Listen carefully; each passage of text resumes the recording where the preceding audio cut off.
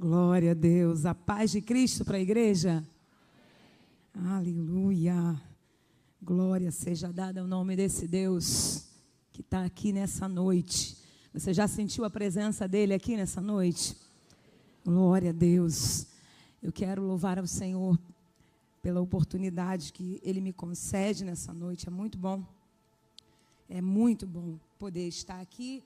É maravilhoso ter essa grande responsabilidade de entregar uma palavra de Deus para o povo de Deus. E eu tenho uma palavra de Deus para entregar para você, para mim também, nessa noite. Mas antes disso, quero agradecer aos nossos pastores, pastor Silas, pastor Elisete, pastor Silas Filho, pastora Raquel, ao nosso querido pastor Odilto, pastora Josiane, pastor Vicente Sabatino, abençoado demais. Eu estou aqui acompanhada do homem mais lindo do planeta. Aí, o mais lindo do universo é ele. Mas já vou apresentar ele rapidinho. Mas queria dizer que eu estou aqui acompanhada da minha mãe. Aleluia. Glória a Deus. Glória a Deus. Faz assim, ó. Levanta a mão. Todo mundo te vê. Isso. Varou de Deus. Veio aqui interceder pela minha vida. Aplaude a Jesus pela vida dela. Maravilhosa. Minha mãe. Minha querida amiga Gleice. E o homem mais lindo do planeta. Eu não sei se vocês conhecem, mas eu vou ter que pedir para ele ficar de pé. Fica de pé, por gentileza, meu amor. Aplaude a Jesus agora, por favor. Mais forte, é para Jesus. Glorificar o nome do Senhor pela vida desse homem abençoado que Deus me deu. Glória a Deus. Expressar minha gratidão também de estar com essa amiga querida, a pastora Midian, maravilhosa. Um abraço do nosso amigo, pastor Eliel Lima. Nossa casa ama vocês de verdade. Deus abençoe. Amém? Você está desejoso e desejosa de ouvir a palavra do Senhor nessa noite? Isso, só quem está dá um glória aí, reage. Isso, a igreja da palavra, né? O povo gosta de palavra. Glória a Deus por isso. E eu tenho uma porção da palavra de Deus para te entregar. E eu queria te convidar nessa noite, você abrir comigo no livro do Êxodo, é o capítulo 14. Livro do Êxodo, capítulo 14. Nós vamos ler apenas 3 versículos aqui, nesse momento. E vamos caminhar um pouquinho por essa palavra. Abre comigo o livro do Êxodo, capítulo 14. Vou ler o versículo 13, 14, 15. Se você já achou o livro do Êxodo, capítulo 14, sinaliza para mim com um amém, por gentileza. Glória a Deus. Diz assim a palavra do Senhor, capítulo 14 do Êxodo, é o versículo 13 em diante. Moisés, porém, disse ao povo: não temais, estai quietos e vede o livramento do Senhor que hoje vos fará. Porque aos egípcios que hoje vistes, nunca mais vereis para sempre. O Senhor pelejará por vós e vos calareis. Então disse o Senhor a Moisés: por que clamas a mim? Diz aos filhos de Israel que marchem. Eu vou ler o versículo 13 novamente. Diz a palavra do Senhor: não temais, estai quietos e vede o livramento do Senhor que hoje vos fará. Porque aos egípcios que hoje vistes, nunca mais vereis para sempre. Você diz amém. Você diz glória a Deus. Isso, libera suas mãos na direção a esse altar, por gentileza. Começa a clamar ao Senhor nesse momento. Feche os seus olhos. Isso, estende a sua mão na minha direção agora. Abençoa a minha vida, porque o meu desejo é ser bênção para a tua vida nessa noite. Isso, abre o teu coração, começa a falar com Deus aí. Fala: Senhor, usa a tua filha, porque eu preciso ouvir a tua voz. Começa a clamar ao céu. Você não vai repetir a minha oração. Você vai orar do seu jeito, da sua maneira. Enquanto eu clamo aqui no altar, no microfone, você clama aí do seu jeito, falando com Deus. Isso, você pode começar a orar ao Senhor? Isso, começa a clamar ao Senhor. Começa a falar com Deus nesse momento. Glória a Deus. Tem uma igreja que ora aqui nessa noite. Pai, eu quero render graças a Ti nessa noite. Eu quero Te louvar, eu quero bendizer o Teu nome. Eu quero Te agradecer, Senhor. Porque bom é poder estar na Tua casa, bom é poder falar de Ti, Senhor. Bom é poder ouvir a Tua voz. Senhor, aqui está a Tua palavra, que é viva e poderosa. Ó Deus, aqui está a minha vida. Eu não tenho, eu não posso, se o Senhor não derramar sobre mim nessa noite. Mas eu estou aqui, Senhor, nessa noite, disposta a ser movimentada pelo Teu Espírito.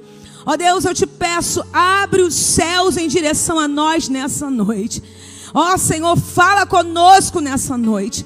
Traz para nós, Senhor, a revelação da Tua palavra. Nos ilumina, nos instrua, nos direciona. Abre a porta da palavra nessa noite, Senhor. Nos permite entrar por essa porta, ó Deus. Aguça, Senhor, os meus ouvidos. Eu quero ouvir a Tua voz. E aonde houver, Senhor, o coração de um homem, de uma mulher, um coração necessitado de ouvir a Tua voz, eu te peço que o Senhor fale e não se cale, Senhor, em nome de Jesus. Precisamos de Ti, ó Deus. Fala conosco, fica à vontade. Eu declaro, Pai, eu declaro que debaixo dessa palavra, aquilo que o céu tem preparado para derramar sobre nossas vidas nessa noite, há de ser derramado em nome de Jesus. Cerca-nos, Senhor, com os Teus anjos nessa noite. Peleja por nós e glorifica o Teu nome, em nome de Jesus. Amém. Você dá um amém bem forte, desocupa as mãos e lá no alto, isso, aplaude a Jesus bem forte.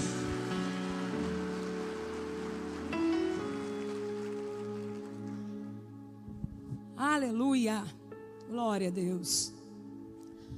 O livro do Êxodo, um livro que particularmente eu amo, como todos os livros da Bíblia, né? Mas tem sempre um que a gente gosta de falar, enfim.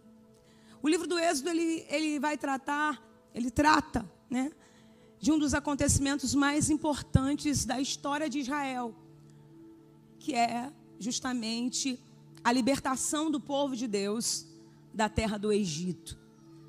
O livro do Êxodo vai explicar, vai falar sobre essa libertação de uma escravidão, de um povo que viveu numa escravidão por 430 anos.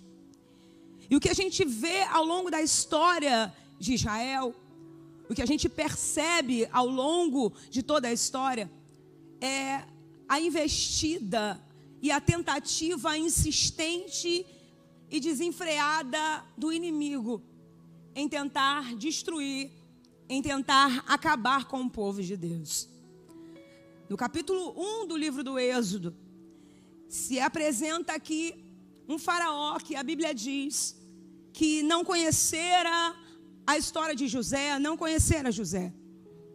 O livro do Êxodo, no capítulo 1, ele vai dizendo, explanando que os filhos de Israel, você lembra que quando José se tornou governador do Egito, por causa da fome, enfim, tantas coisas ali aconteceram, a família de José, o pai, os irmãos, foram morar no Egito.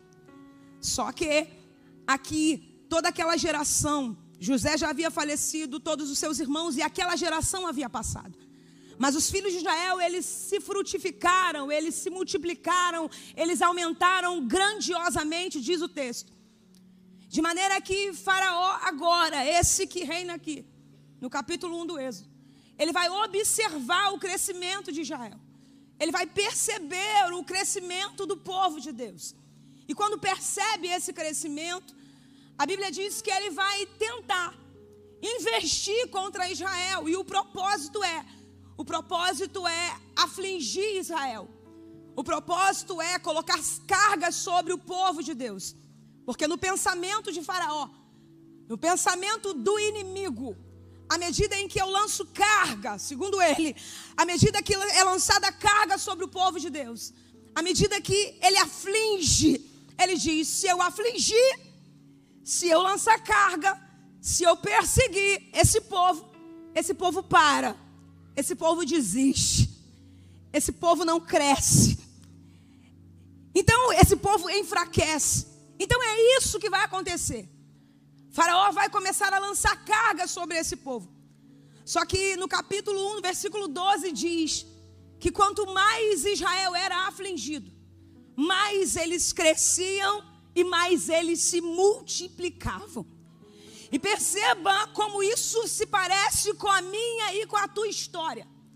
Porque o plano do nosso inimigo, se nós olharmos, como eu costumo dizer, para o retrovisor da vida, se nós meditarmos em algum momento da nossa história, um passado distante ou não muito distante, eu não sei, mas se nós olharmos em alguma circunstância da vida que já vivemos no passado, nós vamos lembrar que até nós mesmos pensávamos como inimigo: agora eu acho que eu não aguento, agora eu acho que eu não suporto. E a tentativa do inimigo em direção a nós era essa: agora com esse problema, com essa circunstância, ele desiste, ele para. Só que olhando para o meu passado, olhando para o teu passado, nós vamos perceber que aquela aflição não me parou e não te parou, que aquela aflição não nos fez desistir. Pelo contrário, quanto mais fomos afligidos, quanto mais o inimigo investiu contra a minha casa, quanto mais o inimigo investiu contra a tua vida, mais fortalecido você se tornou na presença de Deus. A aflição não te parou, a aflição te fez mais forte na presença de Deus, diante do inimigo. O inimigo pensou: agora não tem jeito. Mas olha onde você está nessa noite.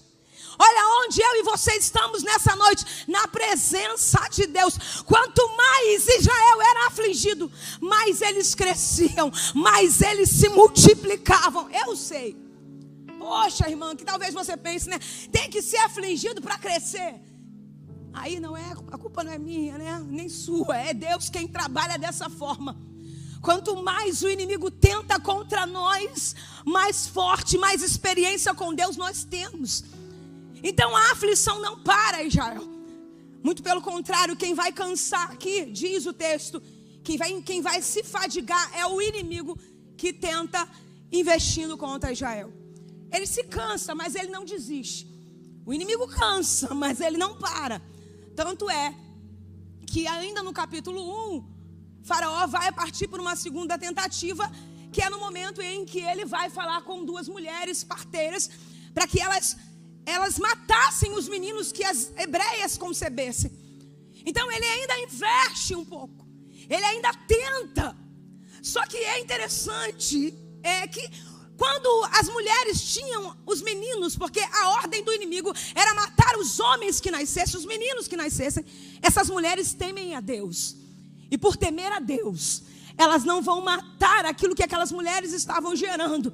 E o texto diz que por causa dessa atitude, Deus vai estabelecer para essas mulheres casas, famílias. O que quer dizer que quando o inimigo veio em direção àquelas mulheres, ele estava dizendo para ela: quando essas mulheres conceberem, você mata. Entre linhas, o inimigo está dizendo: você não tem, por que você vai ajudar aquela que está tendo, aquela que está concebendo? Só que o que elas também talvez não sabiam é que enquanto elas dão suporte para aquelas mulheres, Deus vai trabalhar na vida delas. E o que isso tem a ver comigo? Não tem como desprezar esse trecho.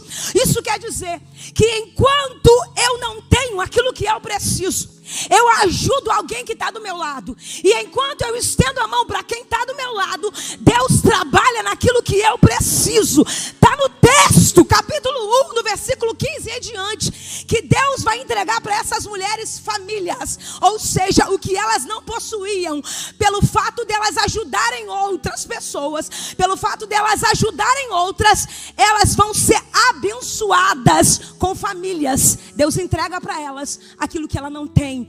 Eu não entendi, irmão, ou talvez você tenha entendido, mas não custa nada explicar melhor para você, que enquanto você faz aquilo que Deus te ordenou, que é dar a mão a alguém, que é ajudar alguém, Deus trabalha na tua casa, na vida do teu filho, do teu marido. Deus ajuda em alguma circunstância da tua história. Verdade é que não para por aí, porque os meninos nascem. Enfim, para resumo da história, a ordem agora é lançar os meninos no Nilo. E é debaixo desse contexto de perseguição, de aflição, é debaixo dessa opressão sobre Israel, que vai nascer o menino Moisés na casa de Joquebede. E é debaixo de toda essa opressão em cima do povo de Deus. É interessante porque a gente sabe que Deus, ele não está planejando, ele já planejou há muito tempo. Deus não está pensando no que ele vai resolver acerca do meu problema e do teu problema. Ele já tem a solução preparada lá na frente. Israel está sendo oprimido aqui no capítulo 1, mas já tem um libertador nascendo para que possa dar livramento para Israel. Eu não sei qual é o problema que você está atravessando, mas Deus está dizendo, a solução já está pronta há muito tempo. Está pronta há muito tempo. A Bíblia diz, passam-se os anos, você sabe, Moisés vai habitar na casa de Faraó. Só que agora no capítulo 3... Moisés já havia fugido da casa de Faraó. E agora no capítulo 3, Moisés está apacentando o rebanho do seu sogro Jetro. E agora ele está no Horebe, é ali no Horebe que ele avista uma sarça que não se consome. E diante daquela visão, Moisés vai receber uma palavra de Deus. Por que isso acontece aqui no capítulo 3? Porque o povo de Deus, sendo afligido, o texto diz que esse povo começa a clamar a Deus. E por Deus ouvir o clamor de Israel, o Senhor agora se levanta e se apresenta para Moisés no meio da sarça e diz, Moisés, tira a sandália dos seus pés, porque a terra que tu estás é a terra santa. E o Senhor vai dizer, Moisés, eu ouvi a aflição do meu povo. Eu tenho visto a opressão com que os seus opressores têm oprimido eles. E ele diz, Moisés, e eu decidi descer para livrar o meu povo. Deixa eu dizer uma coisa para você muito simples. É maravilhoso quando Deus ordena os seus anjos a nosso respeito, porque está escrito, dará ordem aos anjos ao nosso respeito. Mas maravilhoso é quando Deus decide se levantar do trono e descer no meio da nossa história, no meio da nossa opressão, para nos dar livramento. Eu tenho uma boa notícia para você nessa noite. Deus viu a tua aflição, ouviu a tua oração e está dizendo, Fabíola, fala para a minha igreja que eu decidi descer nessa noite. Ele está aqui no meio da igreja. Tem livramento. Tem livramento para a tua casa. Tem livramento para o teu filho. Tem livramento para a tua história. Tem livramento para você. Sabe aquela história, aquela frase que você já ouviu e eu também? Deus viu, ouviu e não gostou. Que bom quando Deus fala isso. Nem sempre, né? Às vezes ele diz que não gostou a nosso respeito, né? Mas nessa noite não é isso. Ele viu, ouviu e não gostou acerca da opressão que o inimigo tem lançado em direção à tua vida e em direção à tua casa. Glória a Deus. E Moisés vai se deparar com essa palavra e vai dizer, o Senhor vai dizer, olha, eu ouvi, eu decidi descer. E é você quem eu vou usar para arrancar esse povo da terra do Egito. Tem muita gente na nossa casa que talvez esteja, o Egito tipifica o mundo. E o Egito, por que não dizer que o Egito também tipifica tudo aquilo que nos oprime, que nos aflige. Mas debaixo dessa palavra eu quero declarar que aqueles que estão no Egito, na nossa casa, no meio da nossa parentela, Deus está dizendo, eu estou preparando uma libertação você, para a tua casa, para alguém da tua família, para aquele que você está orando. Tem alguém que acredita nessa palavra nessa noite. E é você que eu vou usar. Mas que bom que o Senhor desce e Moisés pergunta: quem sou eu? Quem sou eu para que vá diante de Faraó? E é tão lindo o que Deus diz aqui, porque Moisés disse: quem sou eu? Sabe aquele momento que você pergunta, Deus diz que vai te usar acerca de alguma circunstância e você está se sentindo incapaz? E que bom. O problema é a gente se sentir autossuficiente, né? Que aí Deus não entra na história. Ele pergunta: quem sou eu? E o Senhor diz: Moisés, eu serei contigo. O que Deus está dizendo? Moisés está perguntando sobre a sua capacidade. E Deus está falando com ele sobre a sua autoridade. Então não é sobre mim, não é sobre você. É sobre quem vai com você. Não é sobre nós, não é sobre a nossa condição, mas é sobre o Deus que age através de nós. Eu serei contigo, Moisés. E aí no resumo da conversa eu porém: eu sei que o rei do Egito não vai deixar vocês irem, nem por uma mão forte. Porque eu estenderei a minha mão, ferirei o Egito com todas as minhas maravilhas que farei no meio deles. Depois Faraó vai deixar eles irem. Depois Faraó vai deixar vocês irem. É Deus explicando assim: você vai lá, vai fazer o que eu mandei, só que aparentemente não vai dar certo. Quem nunca se deparou com uma situação assim, em obediência a Deus, está dando tudo certinho e parece que está dando tudo errado? Aí Deus está dizendo para mim e para você: Faraó só vai até onde eu permitir. Essa situação só vai até onde eu permitir. Porque vai chegar a hora de Deus dizer: basta, basta. Tem alguém entendendo o que Deus está dizendo nessa noite? Vai chegar a hora. E aí, você sabe que Moisés aceita a missão. Você sabe que Moisés se coloca na posição. E aí vai começar todo o desenrolar do plano que Deus já, desde sempre, já havia planejado. Agora adiante, depois de todas as pragas que foram lançadas, depois da praga da morte dos primogênitos, agora o Senhor permite que Faraó permita que libere Israel para que eles possam sair da terra do Egito. E agora começa a trajetória. E a Bíblia diz que quando o Senhor permite agora que Israel saia do Egito, da terra do Egito, o Senhor vai dizer para Moisés e dizer para o seu povo. O Senhor vai mandar com que eles façam um caminho mais longo. Deus não vai permitir que Israel vá pelo caminho dos filisteus, porque Deus diz para que eles não vejam a guerra. Para que eles não vejam a guerra e eles voltem atrás. Então Deus vai ordenar que eles façam um caminho mais longo, um caminho mais difícil. Percebe que em algumas situações às vezes parece que é mais demorado, é mais longo, a coisa parece que fica mais complicada. Só que Deus manda que eles façam o caminho mais longo. E o texto diz que eles estão saindo do Egito. Moisés vai pegar os ossos de José, porque no livro de Gênesis, capítulo 50, versículo 25, antes da sua morte, José profetizou, liberou aquilo que ele acreditava. Sabe o que José disse? Certamente. Gente, são muitos anos antes, no livro de Gênesis, capítulo 50, versículo 25, que José vai declarar para os seus irmãos e vai dizer: certamente, ele não diz talvez, ele diz: certamente Deus vos visitará. E quando Deus vos visitar, vocês vão levar os meus ossos daqui do Egito.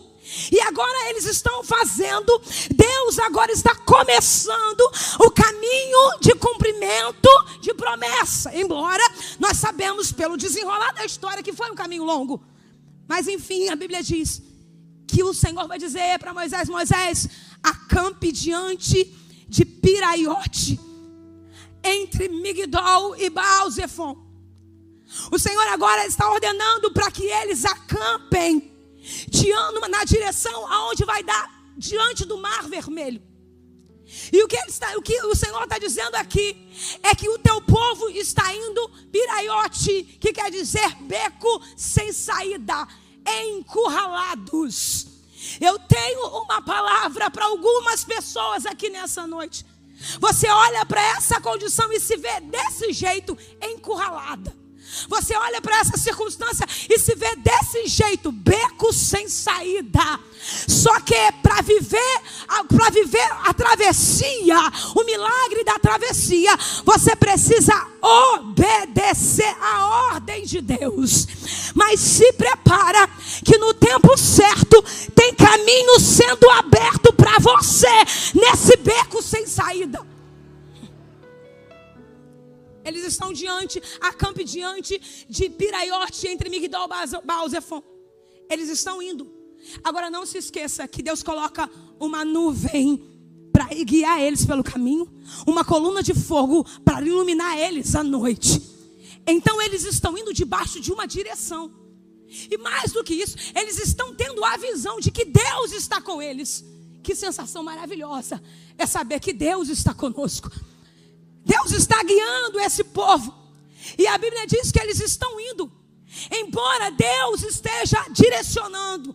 É óbvio que numa mente normal, como qualquer ser humano, alguém pensa onde é que isso vai parar. O que vai dar essa história? Por mais que a gente acredite, por mais que a gente creia, por mais que a gente acredite na palavra liberada na nossa direção, quem nunca, diante de um beco sem saída, não perguntou: e agora? A Bíblia diz que eles estão indo. Enquanto eles estão indo, quando eles olham para trás, eles vão avistar os egípcios também se aproximando. Só que quando eles avistam os egípcios se aproximando, eles vão botar para fora aquilo que está dentro deles. E o que o Espírito Santo falou ao meu coração, algo simples, mas importante para mim e para você, é quando nós estamos diante de alguns egípcios da vida. É quando a gente está diante de alguns mares da vida, diante de algumas circunstâncias que parecem para mim e para você intransponíveis, que nós acabamos e estamos sujeitos a colocar para fora algumas coisas que ainda pertencem ao Egito. É quando a gente se depara com essa circunstância, é quando a gente se depara com os mares, com as perseguições dos egípcios, que a gente vai perceber o quanto do Egito ainda possuímos. Mas eu sei que é difícil aceitar ou acreditar nisso. Quem nunca diante de alguns mares, perseguições da vida, não passou no teu coração: mas quando eu era do mundo, mas quando eu era do Egito, eu nunca passei por isso. Pode ter subido ao teu e o meu coração algumas vezes. E o que é isso? É o quanto do Egito ainda temos. Mas glória seja dada ao nome do Senhor, que Ele está pronto para arrancar tudo aquilo que pertence ao do Egito em nós. Eles estão diante da perseguição dos egípcios. Só que agora, quando eu estava falando com Deus, falei: Senhor, quando a gente pensa que as coisas podem melhorar, a gente pensa assim: agora pior do que está não fica. Pior do que está não pode ficar. Diante de algumas circunstâncias a gente fala: Deus, não é possível. Pior do que está, essa história não pode ficar. Só que infelizmente, em algumas situações fica. Calma, eu não vim trazer má notícia, mas a verdade precisa ser dita, porque está aqui no texto. Não tem nada de muito, como eu costumo dizer, mirabolante na história. Eles estão sendo perseguidos pelos egípcios. A coluna está na frente até então. Só que agora, a Bíblia diz que o anjo do Senhor, aqui esse anjo do Senhor é o próprio Deus. É o Senhor quem estava ali na frente. Diz que o anjo do Senhor, ele se retira e se coloca atrás. Que a coluna que estava na frente, ela se retira e se coloca atrás. É por isso que eu estou dizendo, quem nunca, diante de algumas circunstâncias da vida, não perguntou, cadê Deus? Será que agora, dessa vez, eu estou sozinha? Porque a gente não está vendo o que estava até então diante dos nossos olhos. Só que, na verdade, Deus se coloca atrás, porque era um sinal de proteção. Porque Ele se coloca entre Israel e os egípcios. Ele se coloca entre Israel e os egípcios. E agora? Agora a Bíblia diz que eles se aproximam do mar. O anjo se colocou atrás. E como eu disse, é quando nós estamos diante de alguns mares da vida que nós precisamos saber como que a gente vai reagir. Se a gente vai lembrar do que a gente já experimentou no Egito, ou se a gente vai acreditar naquilo que Deus liberou sobre nós. Sabe o que o povo de Israel vai dizer? Moisés, não tinha sepulcro no Egito para que a gente morresse lá, não? Porque você trouxe a gente para cá para morrer aqui no deserto. E aí Moisés vai dizer para eles, estai quietos, não tem mais. Porque os egípcios que vocês estão vendo hoje, nunca mais vocês verão. O Senhor vai pelejar por vocês. E aí Moisés diz, o Senhor diz para Moisés, Moisés, por que clamas a mim? Diz aos filhos de Israel que marche. Porque quando nos deparamos diante dos mares e dos egípcios da vida que nos perseguem, diante das opressões que nós enfrentamos, nós somos tentados a parar. Nós somos tentados a desistir. Quando nós nos deparamos diante das perseguições que sofremos, nós somos tentados a não crer, a não obedecer a ordem de Deus, que para nós parece um absurdo, parece não fazer sentido. Só que, repito, é quando nós estamos diante dessas circunstâncias que parecem e para nós são impossíveis, é que Deus diz, marcha. A ordem de Deus para mim e para você diante desse problema, diante dessa circunstância é, não pare, marcha. Enquanto eu e você marchamos, enquanto eu e você oramos, enquanto eu e você profetizamos, enquanto eu e você marchamos, enquanto eu e você cremos, enquanto eu e você perseveramos, enquanto isso, Deus prepara o vento oriental para abrir o caminho para mim e para você atravessar. Tem alguém que acredita nisso nessa noite?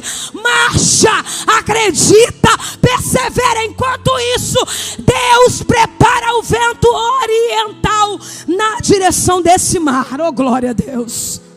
Eu creio nisso. Eu creio nessa palavra. Glória seja dada. Se é para Jesus, pode ser mais forte. Se é para Jesus, pode ser mais forte. Porque clamas a mim, Moisés. Diz ao povo que marche. E enquanto eles marcham, o Senhor prepara o vento oriental. A Bíblia diz que agora o mar parte. Muro de mar de água à direita, muro de água à esquerda. Percebe que aquilo que eles achavam que iria matar eles, que eles iriam sucumbir diante daquilo, na verdade, aquilo foi um canal de milagre e eles passaram no meio de tudo aquilo, sem sofrer nenhum dano.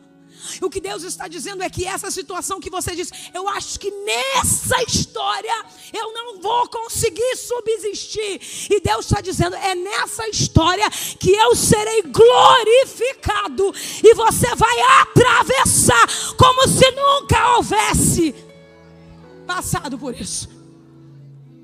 Israel atravessa. Só que enquanto Israel atravessa, agora a Bíblia diz que os egípcios, ousadamente, eles entram no mar. Porque eles estão achando que aquele caminho também ia servir para eles. Eles estão indo. E a Bíblia diz que agora, lógico, através de Moisés, mas foi Deus, que o Senhor agora vai fazer a água se tornarem sobre os egípcios. O Senhor vai embaraçar o exército inimigo. E a Bíblia diz que o Senhor vai tirar as rodas dos carros. O Senhor começa a tirar as rodas dos carros. Tu consegue imaginar essa cena? Eu consigo. O Senhor vai começar a tirar as rodas daqueles carros. E a Bíblia diz que enquanto isso agora o mar se torna sobre os egípcios. Obviamente, eles vão ser afogados ali. Israel atravessa seco. E o texto diz assim: assim o Senhor salvou, naquele dia, da mão dos egípcios de Israel. E Israel viu os egípcios mortos na praia. Glória a Deus. É tão precioso o que Deus está dizendo. Falou para o meu coração e está falando para você nessa noite. Os egípcios que tantos anos oprimiam o povo de Deus.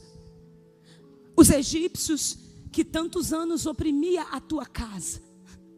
Os egípcios que tanto tempo perseguia a tua vida.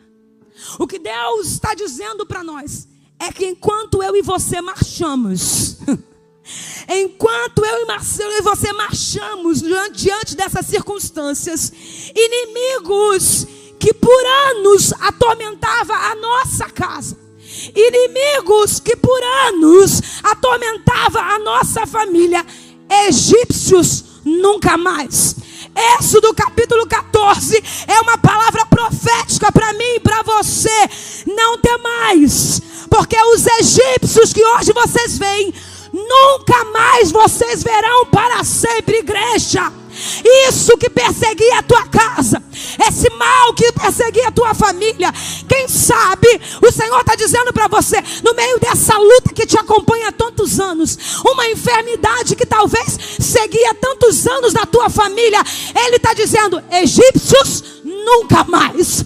Um problema que atingia a tua casa, a tua família, a tua vida espiritual, o teu ministério, a tua vida sentimental, profissional, egípcios nunca mais.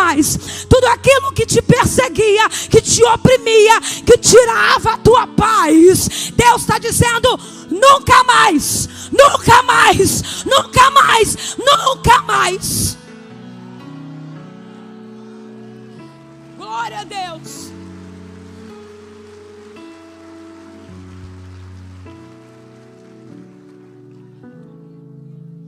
Fabíola, você está dizendo para mim que eu nunca mais vou ter problema? Quem me dera se fosse isso, né? Problemas sempre existirão. Mas o que Deus está dizendo são coisas de anos. São coisas que você ora por tanto tempo. São coisas que tiram a tua paz por tanto tempo. São coisas que te perseguem. Situações, circunstâncias, coisas que há tanto tempo talvez você clama, você ora. Há tanto tempo você faz campanha por isso. E Deus está dizendo: esses egípcios nunca mais. Israel enfrentou, lógico, depois filisteus, cananeus, enfim. Mas egípcios, o Senhor está dizendo: nunca mais, nunca mais, nunca mais. Eu profetizo: nunca mais a tua casa será assolada por um vício. Nunca mais a tua casa será assolada por um ciclo talvez vicioso de divórcio. Nunca mais essa enfermidade que por gerações acompanhava a tua parentela, nunca mais você vai enfrentar egípcios, nunca mais. Você pode levantar suas mãos, é profético. Pensa aí, estamos na campanha da vitória, é o culto da vitória. Pensa aí, qual é o egípcio que você precisa vencer? Deus está dizendo, você vai declarar, eu vou contar até 3 e você vai dizer: egípcio, nunca mais, nunca mais, em nome de Jesus. 1, 2, 3, egípcios. Mais uma vez, declara: egípcios, nunca mais, nunca mais, nunca mais. Aleluia. Glória seja dada ao nome desse Deus para todos sempre. Sabe por que eu digo isso sem nenhum constrangimento? Porque eu vi egípcios na minha casa serem destruídos. Egípcios afogados no meio de um mar que parecia intransponível. Eu vi com os meus olhos. Eu vi com os meus olhos. eu percebi com os meus olhos e com o meu corpo a manifestação do Deus, que é o Deus que estava ali para abrir o mar vermelho. É o Deus de Gênesis, Apocalipse. Eu vi com os meus olhos Deus afogar no mar um vício de mais de 25 anos na minha casa. Aleluia. Eu vi o Senhor afogar no mar o egípcio da prostituição que por anos acompanhava alguém da minha família. Há 29 anos atrás. Há 29 anos atrás eu conheci um pagodeiro. Há 29 anos atrás, quando eu conheci o meu esposo, já fazia parte de um grupo chamado Os Morenos. O meu esposo ainda não era famoso. Um ano depois, eu descobri que o meu esposo era viciado na cocaína. Embora ele não confessasse que era viciado, com o passar dos anos eu percebi que era um vício. Era uma opressão que acompanhava há tantos anos e que parecia intransponível. Muito tempo passou, enfim, eu engravidei do nosso filho mais velho, que hoje tem 26 anos, embora não pareça, né? Eu sei que você está olhando para mim, não parece, mas tenho um filho de 26 anos e outro de 21. Eu estava grávida do meu filho Júnior, e fazendo um resumo, nessa fase da gravidez do Júnior, é que a música Mina de Fé, dentre outras antes dessa, mas é para resumir mesmo, para nós orarmos com entendimento. A música Mina de Fé, foi preciso perder para aprender a valorizar a mina de fé. Alguém já ouviu essa música? Zum, zum, zum, um levanta a mão, outro não, mas enfim. Meu esposo então se tornou um homem muito famoso, com a fama, dinheiro, mulheres, mais drogas. O tempo foi passando, o meu filho completou 1 ano, e no auge do auge da fama e do sucesso daquele vocalista do grupo Os Morenos, meu esposo decidiu ir embora de casa, e no meio dessa opressão, eu entrei numa depressão profunda. E no meio dessa depressão profunda, eu ouvi uma voz dentro da minha casa que disse: pega a chave do seu carro, faz isso, isso, isso, acaba com esse sofrimento hoje. Uma voz dizia: se mata, acaba com a tua vida hoje. Mas eu me lembro que eu também ouvi uma outra voz. E essa outra voz disse o meu nome e disse: Fabíola, você não pode fazer isso. Confesso que naquele momento não consegui entender. Uma voz disse: mata, outra voz diz: você não pode fazer isso. O fato é que eu não tentei cometer um suicídio naquele dia. Alguns dias depois, alguém me convida para ir numa igreja. Tentei fugir daquele convite, mas no final eu estava numa tarde de oração. Oh, glória! Olha a tarde profética aí, gente. Uma tarde de oração. Tinham poucas pessoas e uma roda de oração. Eu estava 3 meses trancada dentro de casa, com pensamento suicida. E eu me lembro que diante daquela opressão, daquela angústia, quando eu saí de casa junto com a minha mãe, junto com o meu filho que tinha 1 ano e a vizinha, eu me lembro que quando eu entrei dentro da igreja, aquela roda de oração, depois de 3 meses trancada, um pastor ali começou a pregar e disse: creia no Senhor Jesus Cristo e será salvo tu e a tua casa. Eu olhei para minha mãe, olhei para minha vizinha, pensei na minha mente: como que esse homem sabe que minha casa está destruída? Ele está pregando ali, dizendo para crer em Jesus Cristo que será salvo eu e a minha casa. Ele continuou pregando e ele dizia para aquelas poucas pessoas: o choro pode durar 1 noite, mas a alegria vem pela manhã. Eu estava meses vendo a noite chegar, o dia clarear, e na minha mente, mais uma vez, olhei para minha mãe, para minha vizinha, pensei: uma das duas contou para esse homem. Uma das duas disse para ele que eu estou há meses em depressão, vendo a noite chegar, chorando, vendo o dia clarear, porque ele está ali pregando e dizendo que o choro pode durar 1 noite, mas a alegria vem pela manhã. Mas no final daquele culto, levantei minhas mãos, entreguei a minha vida para Jesus, aceitei a Jesus como meu Salvador aos 19 anos de idade. Me lembro que naquele dia entreguei a minha vida para Jesus e disse: Jesus, eu creio que tu és o Filho de Deus, e eu creio que será salvo eu e a minha casa. Se tu creres, verás a glória de Deus. Eu nunca vi alguém crer em Jesus, depositar a confiança nele e não ver a manifestação dele. Há um aqui nessa noite, igreja, que é maior do que Moisés, e ele visitou a minha casa, ele visitou o meu mar vermelho e vai visitar o teu também nessa noite. Comecei a fazer campanha.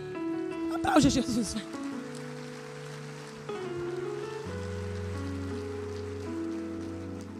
Comecei a fazer campanha. Campanha como você está fazendo aqui nessa noite. Foram inúmeras. Sabe assim? Termina 7, começa mais 7. Faz no 21 e inicia outro. Assim. Até que chega o dia 30 de outubro do ano de 2000. Meu esposo estava desaparecido há 3 dias. Cheguei na casa da minha sogra e minha sogra me disse: tem 3 dias que meu filho está sumido. Eu estava caminhando na igreja e eu fiz um voto com Deus. Eu disse: Senhor, eu não vou falar para o Vaguinho que eu te aceitei, que agora eu me converti, que agora eu estou na igreja. Eu vou orar no secreto. Porta fechada.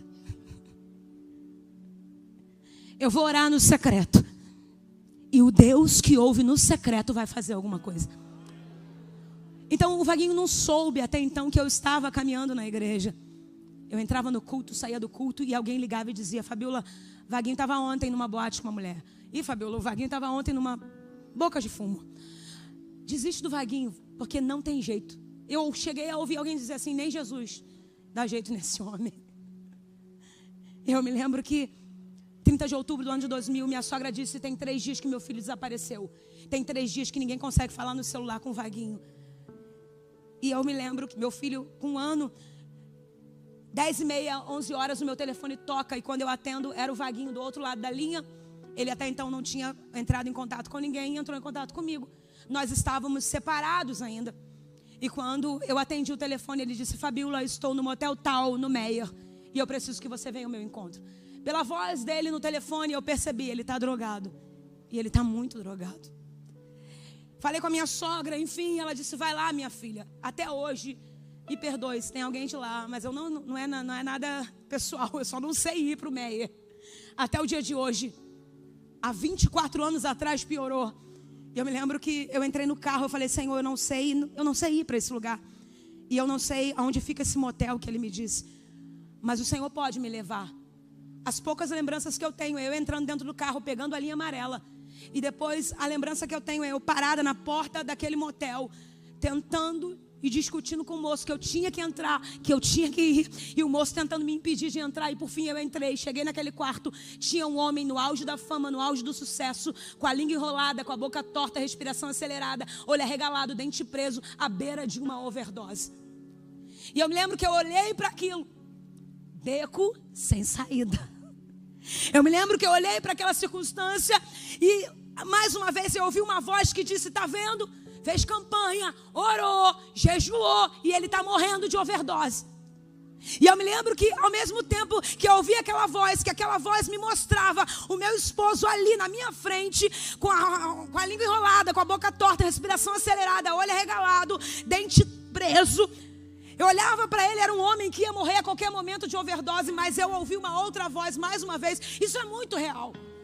Eu ouvi uma outra voz e essa outra voz disse assim: lembra da promessa que eu te fiz. Creia no Senhor Jesus Cristo e será salvo tu e a tua casa.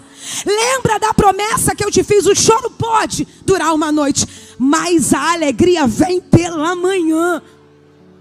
Meu esposo à beira de uma overdose. Eu só me lembro que ali ele me chamou porque ele queria se despedir de mim naquele dia. Ele estava cheirando cocaína e bebendo uísque 3 dias e 3 noites naquele quarto de motel. Para que ele te chamou ali? Para pedir oração? Não, porque ele não sabia que eu estava na igreja. Ele me chamou porque percebeu que estava morrendo de overdose e decidiu que ia se despedir de mim. Então começou um cenário de despedida. Enquanto, de repente, ele começou a falar: Fabiola, eu estava orando baixinho, escondido dele, falando com Deus baixinho. de costas para ele, sentada na cama, e de repente ele falou: Fabíola. Eu falei: o que foi? E ele disse: eu quero te pedir perdão. Me perdoa por isso, por isso, por isso. Mas ali estava acontecendo uma despedida, aparente despedida. Língua enrolada, boca torta, respiração acelerada, olho arregalado, dente preso. E ele tentava dizer: me perdoa. E por fim ele disse, pegou o copo de uísque, o prato com vários papelotes de droga, se apresentou para mim e disse: eu já tentei de tudo, não tem mais jeito. Foi quando ele disse que já tinha tentado de tudo, não tem mais jeito. Foi a oportunidade que Deus me deu de pregar, sem ele menos esperar. E eu disse: mas eu conheço um que pode te ajudar. E ele, sem saber o que era, ele perguntou: quem pode me ajudar? Quem pode me ajudar? Eu já disse, eu já tentei de tudo. Língua enrolada, boca torta, respiração acelerada, olho arregalado, dente preso. E quando ele perguntou: quem pode me ajudar? Eu disse: o nome dele chama-se Jesus Cristo de Nazaré. Drogado há 3 dias e 3 noites, à beira de uma overdose. Quando eu disse para ele: Vaguinho, eu conheço um e o nome dele é Jesus Cristo de Nazaré. Aquele homem que não conseguia sentar direito, porque estava à beira de uma overdose. De repente ele senta e levanta uma das mãos com muita dificuldade, melhor dizendo. E com aquela dificuldade, ele ainda assim levantou as mãos e começou a dizer, até então, língua enrolada, boca torta, respiração acelerada. E ele levantou uma das mãos e disse: Jesus, Jesus. Língua enrolada, boca torta, respiração acelerada. E ele dizia: Jesus, entra na minha vida que eu quero ser um novo homem. Quando ele clamou por Jesus, não tinha mais língua enrolada, não tinha mais boca torta, não tinha mais efeito de overdose. Ele ficou de pé, começou a pular e disse: Fabíola, a partir de hoje eu sou de Jesus. O que eu quero dizer com isso? Que o Deus que abriu o mar vermelho lá atrás, esses egípcios, Fabíola, nunca mais. Porque hoje está aqui o meu esposo, lavado e remido no sangue de Jesus. Egípcios nunca mais. Vai ficando de pé declarando isso na tua casa. Egípcios nunca mais. Egípcios nunca mais. Você pode adorar esse Deus. Aleluia. Aonde abundou o pecado, superabundou a graça de Deus.